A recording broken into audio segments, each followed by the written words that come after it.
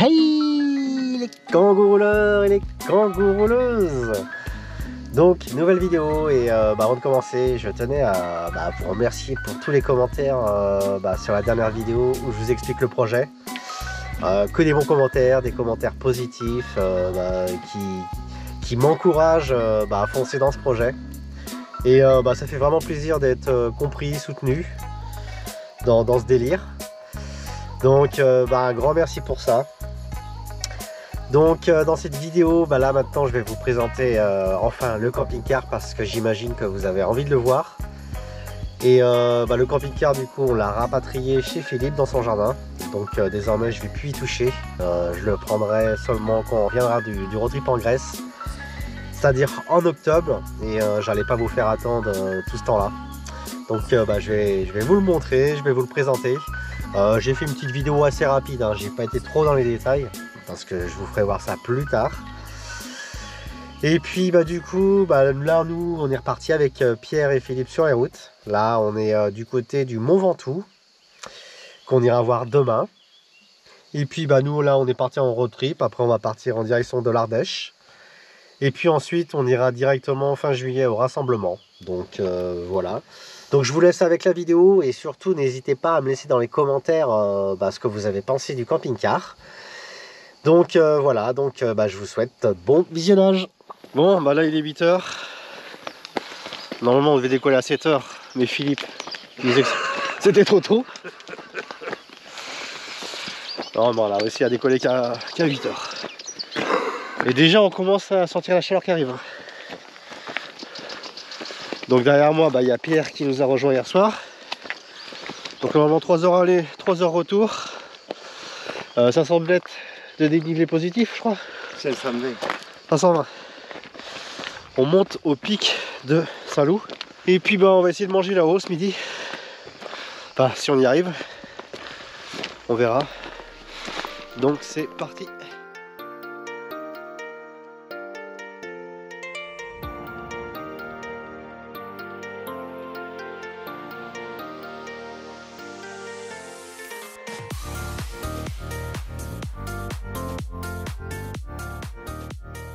Bon, là je peux vous dire que je suis en nage. Donc là j'attends les gars. Et là on est à 538 mètres d'altitude. Il nous reste 430 mètres pour le sommet du pic de Saint-Loup. Donc ouais, on va mettre largement moins de 3 heures. Donc c'est possible qu'on fasse l'aller-retour dans la matinée. Ça serait plutôt pas mal parce qu'après il va faire chaud. Et ce que je voulais aussi vous préciser, c'est qu'on est sur le GR60.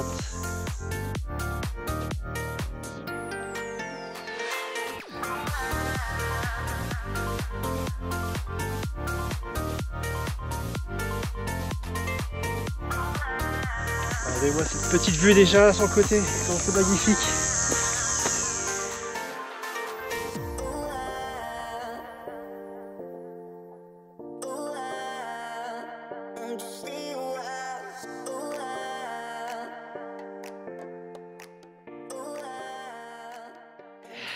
J'ai l'impression qu'on se rapproche, qu'on arrive au bout. Déjà là il y a une habitation. Ouais, je pense qu'on arrive. Et bien en fait c'est pas une habitation, je pensais que c'était un refuge. Et ben non, c'est une petite chapelle. Regardez, je vous montre ça.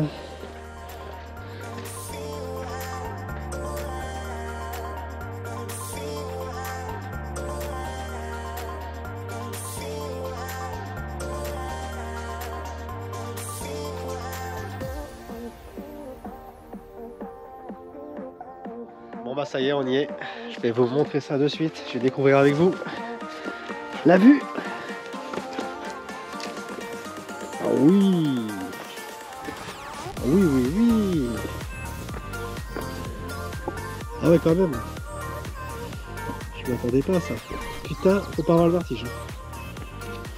Franchement, ça descend. C'est chaud hein. Mais moi je voyais pas ça comme ça. Hein. Toi tu restes là, je sais ce que tu fais quand il y a des... Regardez-moi le vide, je peux... avec la caméra j'essaie de vous montrer. Ça plonge direct. T'as vu ça? C'est ouf hein. Bah grave. Bon, j'ose pareil, hein, j'ai trop peur quoi. C'est incroyable. Je m'attendais pas du tout à ça. Non mais c'est vraiment, ça descend à pic, c'est des falaises. Bon, bien sûr, je vais essayer de vous faire quelques images de drone, s'il n'y a pas trop de vent.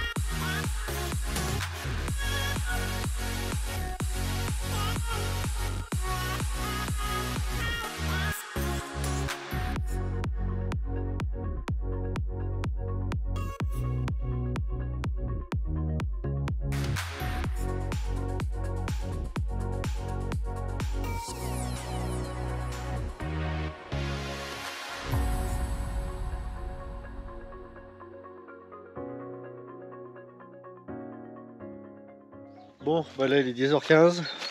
Du coup, on a décidé de redescendre, de manger en bas. Et en fait, la randonnée, on pensait que c'était 3 heures aller, 3 heures retour. Ben, c'est 3 heures aller-retour. Donc c'est plutôt correct. Et puis, bah, comme vous avez vu là sur les images, franchement, ça vaut vraiment le coup de venir là, quoi. Bon, après, c'est sûr, ça grimpe, mais bon, 1h30. Je pense que c'est à la portée de beaucoup de personnes. Donc voilà, maintenant on entame la descente. Après, je sais pas si je vous ai dit combien de kilomètres on a fait. On a fait 4200 à l'aller pour monter. 4200 en 1h50. Donc ouais, ça fait à peu près une rando de 8 km 5, grosso modo.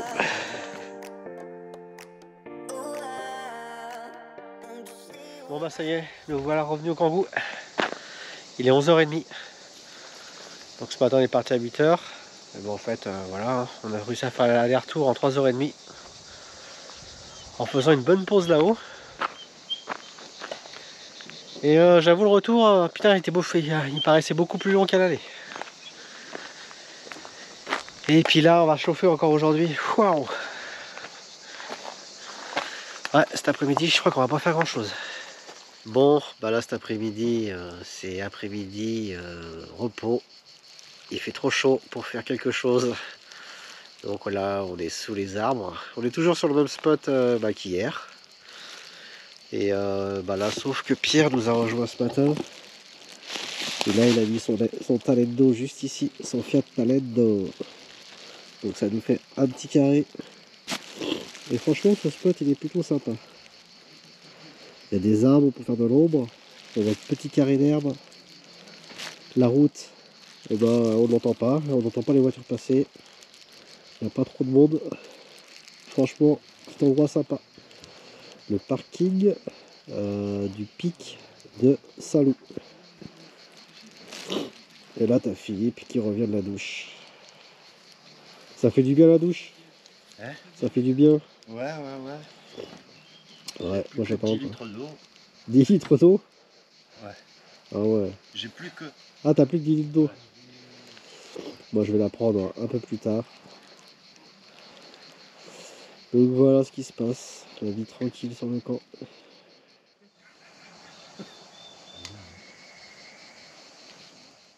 Bon, bah après avoir passé 24 heures ici, une nuit ici, on va rebouger. On va aller cet après-midi, on va bouger à la source du Lirou. Et puis après, en fin de journée, on se rapprochera de Montpellier. On ira au parking du Pilou. On avait dormi l'autre fois là au parking avec les barrières fermées. Bah, après 17h30, les barrières sont ouvertes, donc ce sera gratuit. Et puis bah, ce spot, du coup là, je vais bien le marquer dans mes favoris. Parce que franchement ici, c'était top. Super calme. Pas de circulation, on n'a vu personne. Puis comme vous le voyez, il y a vraiment plein de places. Donc ça c'est le genre de spot que je garde pour le camping-car par la suite. Parce que je sais qu'ici je pourrais revenir sans problème. Bon bah voilà, donc bon, on va bouger là-bas à la source du Lirou, on va aller marcher un peu. Et puis après bon, on se redirigera vers Montpellier, comme ça demain on sera pas loin pour faire le chèque de banque et aller chercher le camping-car.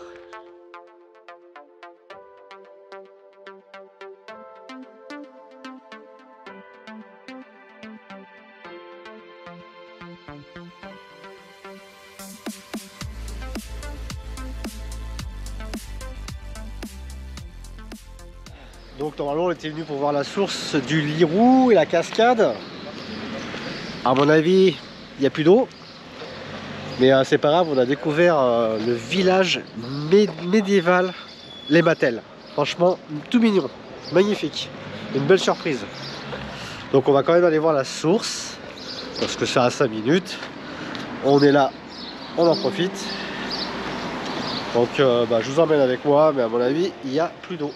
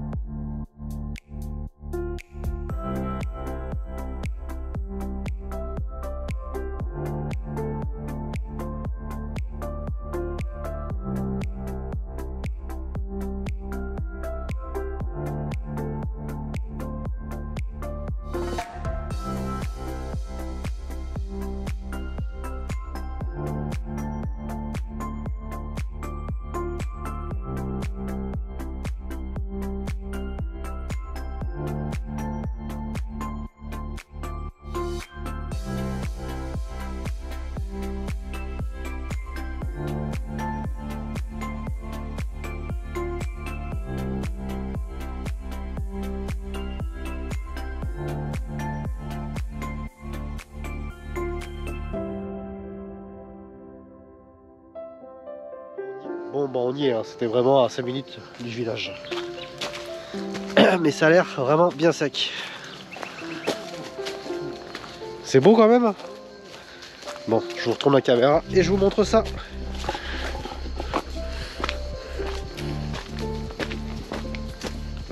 Ah, ça y est, j'ai capté là. Ah ouais. Oh, et l'eau coule là. Ouais. Ah ouais, dommage.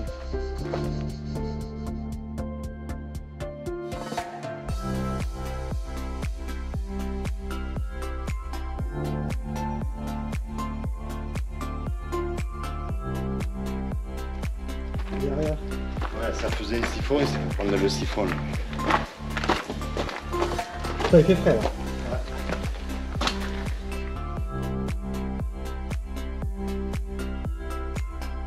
Bon bah quel dommage, la source elle est tarie, il n'y a plus d'eau. Mais ça reste quand même un petit endroit sympa.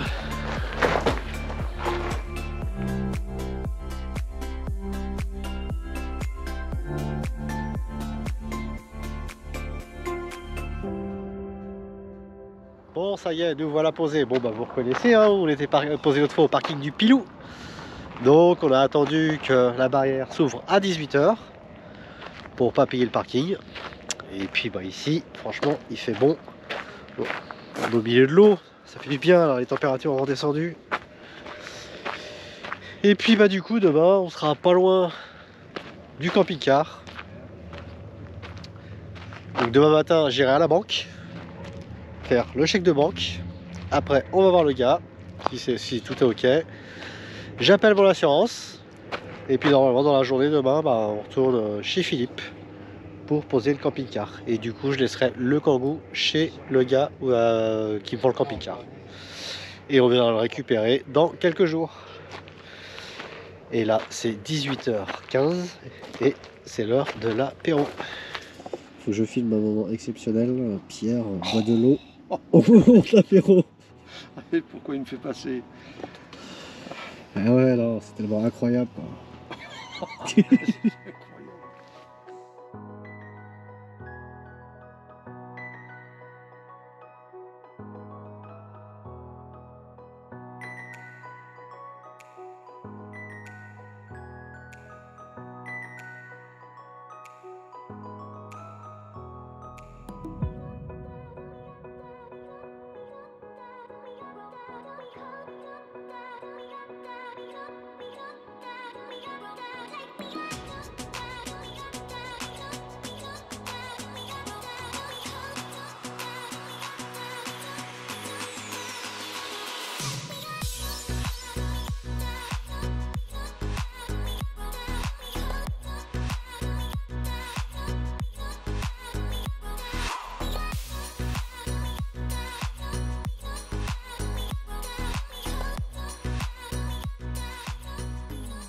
Bon bah ça y est, on a rapatrié le camping-car chez Philippe. Ça c'est cool, c'est fait.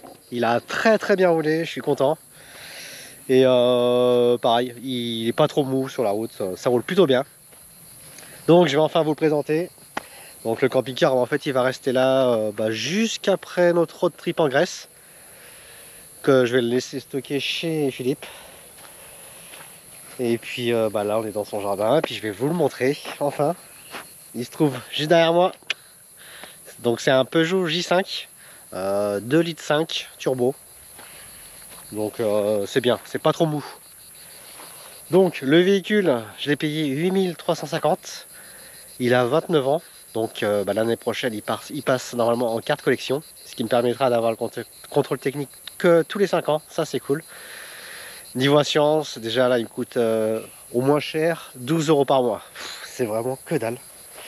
Après si je veux le brise-glace et incendie, enfin non, je crois que c'est 16 € là par mois. Après ça sera 32 si je veux mettre brise-glace et incendie. Et puis si je veux l'assurer complètement, c'est 64 € par mois. Donc autant vous dire que c'est pas cher. Mais pour l'instant là je l'ai laissé à 16 € parce que il va rester à dormir chez Philippe, j'ai pas roulé avec. Et puis fallait bien l'assurer hier pour l'emmener jusqu'ici. Donc voilà, il a 29 ans, donc c'est quand même un vieux pépère. Il a 149 000 km. Et puis c'est une cabine Autostar, pour ceux qui connaissent, moi j'y connais rien. Donc voilà, je vous le montre. Donc voilà, pas de derrière, ça monte, ça donne ça. Nous avons le porte-vélo. Ça va être top pour mettre le vélo électrique. Ici, la petite échelle pour monter sur le toit. Alors sur le toit, on a 4 lanterneaux. Là-bas, il y a un panneau solaire déjà. J'ai encore la place d'en mettre 2 de chaque côté. Alors après là sur le côté, nous avons une fenêtre. Ici c'est la trappe pour mettre le gaz, branché sur 220. Donc avec capucine. Donc là vous le voyez de face. Donc les seuls petits défauts qu'il aurait, ce serait là sur l'aile, il a un enfoncement. Et puis sur le pare-choc c'est pareil. Mais bon, sinon à part ça il est plutôt en bon état. Voilà. Donc là vous le voyez par où je vais rentrer, par la porte. Donc en haut on a un espèce de petit auvent qui vient se déplier. Ça c'est cool. Ici on a une porte. Normalement ici ils mettaient les skis à l'époque. Donc ça fait un petit rangement. Là il y a les panneaux solaires aussi qui ont été fournis. Donc si je veux pour l'instant je mettrai peut-être cela en attendant. Je ne sais pas, je verrai. Ce qui est bien c'est qu'il a vraiment beaucoup de fenêtres. Là vous voyez, j'en ai aussi une sur ma porte. Encore une ici. Donc pour ça il est vraiment génial. Beaucoup de lumière, beaucoup de luminosité. Donc je vous présente l'intérieur. Marchepied électrique, attention. Donc voilà ce que ça donne quand on rentre. Moi ce que j'ai beaucoup apprécié dans celui-ci, c'est je trouve qu'il y a un grand espace de vie. On se sent pas du tout à l'étroit. Donc ici la dinette a une table avec 2 fauteuils. Avec des placards en haut. En haut nous avons le lit. Après ici le poste de pilotage. Ce qui est cool aussi dans celui-ci, c'est qu'il y a le siège passager qui est pivotant. Ça c'est vraiment top. Donc je me recule un peu pour que ça vous vous rendiez compte. Donc là vous avez la porte d'entrée. Donc ici des petits placards. Il y a aussi une télé. Ça pareil, je sais pas si je la garderai. Il faut que je vois si ça consomme ou pas. Donc là je vais me retourner. Et là nous avons l'espace cuisine qui est franchement qui est vraiment grand. C'est pareil, j'ai bien aimé ça. Donc voilà, l'espace cuisine. Ici, la penderie, avec des tiroirs en bas. Ici, nous avons une chaudière. Truc de fou, ça marche carrément bien. Et là, nous allons arriver dans la partie douche, WC. Et là, ça c'est pareil. Et franchement, regardez-moi ça, j'ai jamais vu ça. Nous avons 2 bacs de douche. Donc ouais, ça fait quand même la douche, je sais pas si on se rend compte, elle est grande quoi. Et là c'est les WC. fait, ça prend sur toute la largeur du camping-car. C'est vraiment bien, quoi. Donc voilà, et puis là je vais me retourner, vous allez voir une autre d'ici, ce que ça donne. Donc comme vous le voyez, bah, ça fait un bon espace de vie. Franchement, c'est vraiment cool. Donc ça, j'ai beaucoup aimé, avec le siège pivotant que je vous ai parlé. On a vraiment une sensation de grandeur, de ne pas sentir l'étroit. Et ce que j'ai beaucoup aimé aussi, j'ai fermé la porte pour vous montrer, mais c'est toutes les fenêtres. Regardez, j'en ai une là, une derrière, celle de la cuisine, une sur ma porte d'entrée, une sur le côté de la porte d'entrée, et puis après bah, les vitres de devant. Donc il est très lumineux, il est très spacieux. Et puis des placards partout, enfin c'est cool. Et bah, ça change vraiment du Kangoo. Hein. Là je peux me mettre debout. Enfin ouais, je me sens bien, quoi. Enfin, j'arrive bien à me projeter dedans. Hier soir j'ai passé ma première nuit dedans. Et puis bah, j'étais là hier soir et puis j'étais en train de rêver de ce que je vais pouvoir faire avec. Et bon voilà, bien sûr, là comme vous le voyez, hein, il est dans son jus. Donc bah, c'est plutôt vieillot. Mais moi je vais y remettre la déco, enfin je vais le remettre un peu à mon goût. Mais franchement, ouais, voilà, je m'y sens plutôt bien. Donc voilà, écoutez, bah, je vous l'ai présenté. Et puis bah voilà, comme ça vous l'avez dans son état brut. Et puis bah vous verrez à fur et à mesure que je vais faire des modifs, la déco et tout. Donc voilà, vous avez vu mon camping-car. Et maintenant, bah, je vous laisse avec la suite en temps réel de ce qui se passe en ce moment avec le Kangoo. Donc on arrive à la fin de cette vidéo. Alors si tu as aimé la vidéo, n'oublie pas de me mettre le like. Ensuite de mettre dans les commentaires ce que tu as pensé du camping-car. Et puis la prochaine vidéo, ça sera la continuité de notre road trip actuel avec le Kangoo. Donc sur ce, moi en attendant jeudi prochain 18 h, je vous souhaite de mettre du Kangoo dans votre vie.